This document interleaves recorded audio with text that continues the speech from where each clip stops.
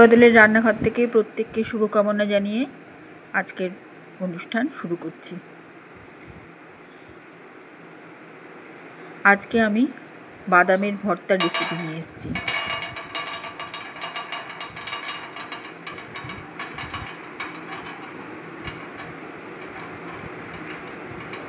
উপকরণগুলি: কাঁচা বাদাম ভেজে রোস্ট করে নেওয়া,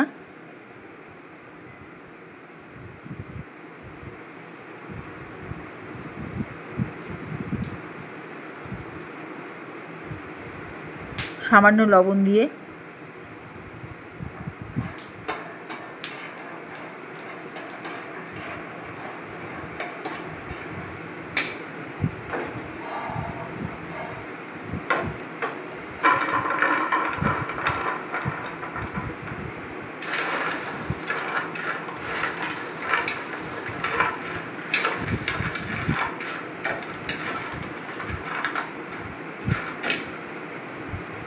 এইভাবে খোসা ছাড়িয়ে নিচ্ছি।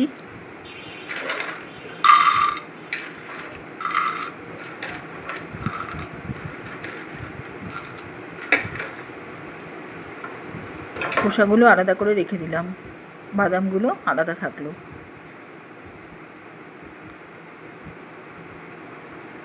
এখানে আমি বেশ কিছুটা কাঁঠাল দানা নিয়েছি। এটা এখন কাঁচা অবস্থাতে আছে, এটা আমি একটু সিদ্ধ করে নেব। এটা আমি সেদ্ধ করে নিয়েছি। এখানে যে বাদামগুলো ভেজে রেখেছি সেগুলো গুঁড়ো করে নিলাম। মশলা বলতে জিরে, ধনে, আদা, শুকনো লঙ্কা, সামান্য গরম মশলা পিষে নেব, পিষে ছেঁকে নেব জল দিয়ে। এদিকে আমি খানিকটা কুমড়ো স্লাইস করে কেটে নুন, হলুদ আর বেশি করে চিনি দিয়ে ভেজে রাখছি, কারণ এই যে মশলা তেল একটা বানাবো, এই মশলা তেলটা আমার এই ভর্তাতে যাবে। কুমড়ো ভাজার তেলের মধ্যেই আমি কাঁঠাল দানাটা দিয়ে দিলাম।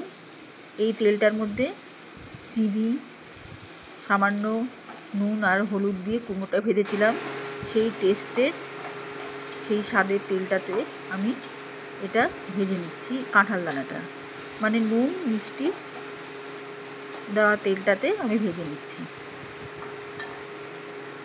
ভেজে মানে আমি সাঁতলে নেব, একদম সেদ্ধ রাখলে খেতে ভালো লাগবে না। তাই এখানে আমি শুকনো লঙ্কা দানা ছাড়িয়ে ছাড়িয়ে দিয়ে দিচ্ছি, গোটা গোটা অবস্থায় একটু মাঝখানে ভেঙে নিয়েছি। এটা আমি ভাজবো না, এটাও আমি সাঁতলে তুলে রেখে আলাদা করে শুকনো লঙ্কাগুলো বেটে নেব। কাঁঠাল দানাটাও সাঁতলে আমি পরে বেটে নেব।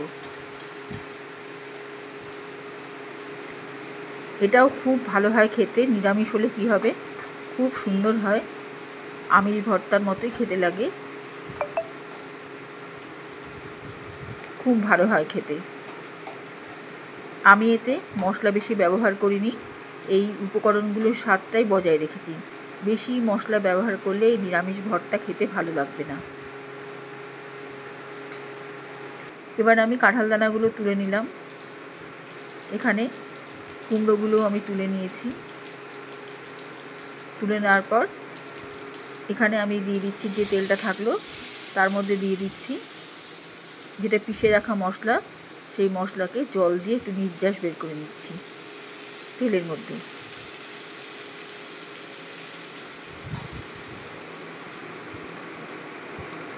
এই সুঘ্রাণটাই ভর্তার মধ্যে যাবে।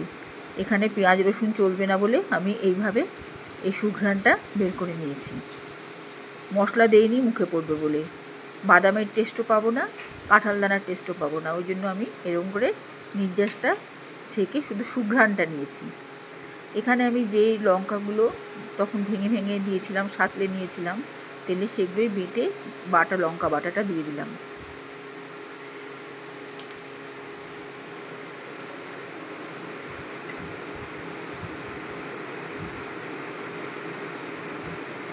এখানে এটা একটা মশলা তেল তৈরি করছি।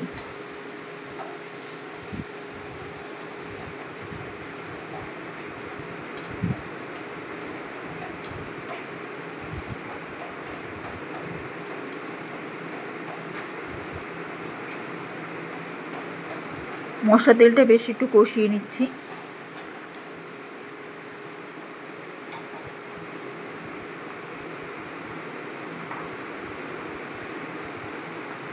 এবার এখানে একটু ভাজা কুমড়ো সামান্য পেস্ট করে দিয়ে দিলাম, এতে টেস্টটা ভালো লাগবে।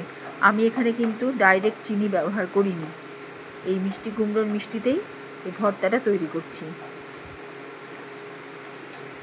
আর যেহেতু এটা নিরামিষ ভর্তা, একটু মিষ্টি মিষ্টি হলে খেতে ভালো লাগবে, তাই জন্য আমি এখানে এই মিষ্টি কুমড়ো সামান্য 2-3 স্লাইস মিষ্টি কুমড়ো, ভাজা মিষ্টি কুমড়ো পেস্ট করে এর মধ্যে দিয়ে দিলাম তেলটাতে।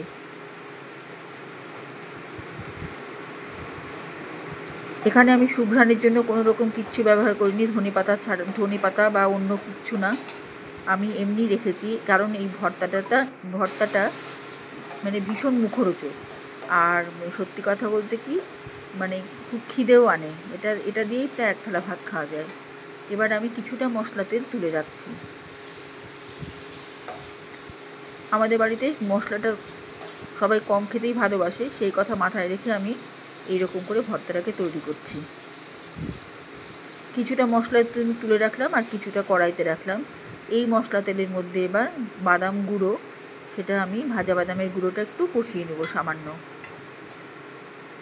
বেশি কষাবো না, যাতে এই মানে এই একটা রস ভাবটা থাকে আর ফ্লেভারটা থাকে। এই ফ্লেভারটা আমার খুব ভাল লাগে, কাজেই হালকাভাবে একটু নেড়ে চেড়ে তুলে নিচ্ছি বাদামটা। এদিকে কাঁঠাল দানা যেটা আমি তখন সাঁতলে তুলে রাখলাম, এই কাঁঠাল দানাটা আমি বেটে নিয়েছি শিলপাটাতে, কিন্তু বাদামটা বাটবো না। এবার কাঁঠাল দানা আর বাদাম আমি খুব করে ঘষে ঘষে হাত দিয়ে ডলে ডলে এটাকে মেখে নিব যতক্ষণ না পর্যন্ত তেল ছাড়বে। এটাকে শিলপাটাতে দিলে শিলপাটাতেই তেলটা লেগে যাবে, আর টেস্ট অত ভালো হবে না। যতটা হাত দিয়ে ঘষে ঘষে মাখলে যতটা সুন্দর টেস্ট হবে।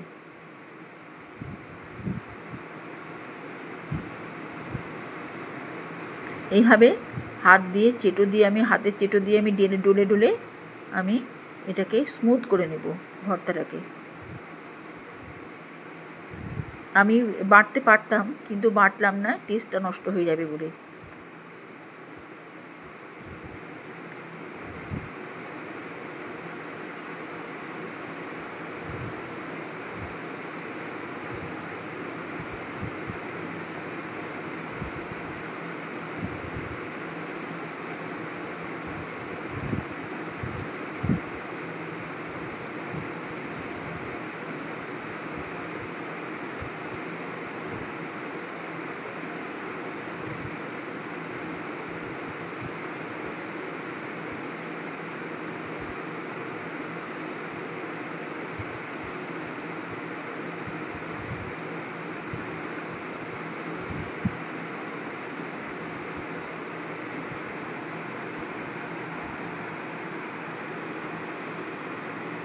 এইভাবে একটা স্মুথ ডো তৈরি হয়ে যাবে।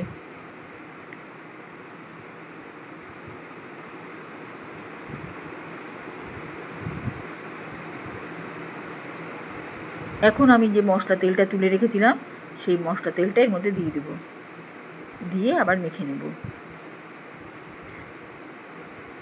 এখানে কোনো ফ্লেভারের দরকার নেই, যে ফ্লেভারটা দিয়েছি সেই ফ্লেভারেই এটা লোভনীয়, আর অন্য কোনো ফ্লেভারের দরকার নেই।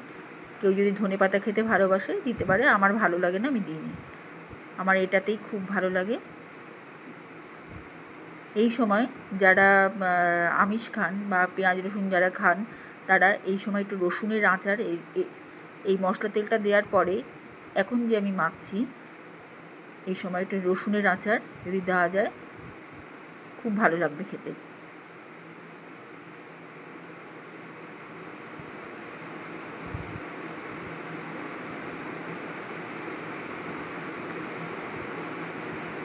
এবারে আমি কাঁচা লঙ্কা দিয়ে দিলাম, আরও একটু মশলা তেল দিয়ে দিচ্ছি। আমি এটা অনেকটা তৈরি করে নিয়েছি, পরে যেভাবে তৈরি করেছি এর মধ্যে কোনো মশলা নেই, শুধু ওই কুমড়ো ভাজা তেলটা আমি দিয়ে নিচ্ছি।